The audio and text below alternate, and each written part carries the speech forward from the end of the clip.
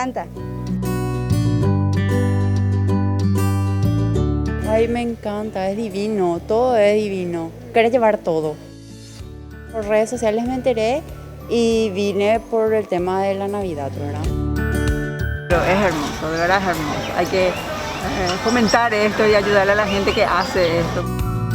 Hay cosas súper lindas. Compré un arreglito para mi puerta, pero tengo ganas de comprar más cosas, creo que yo lo traigo mañana.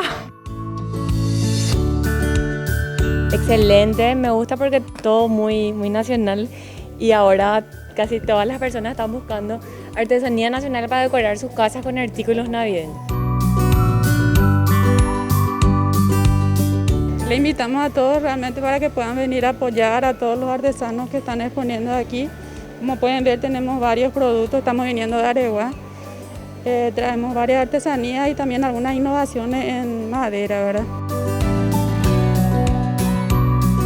Soy la que hago los colibríes y estamos esperando acá a la gente que venga para poder comprar y llevar para su casa.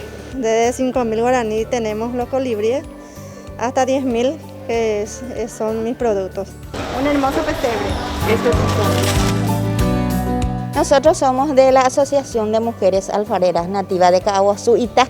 Todos los trabajos son únicos porque son hechos a mano, uno a uno.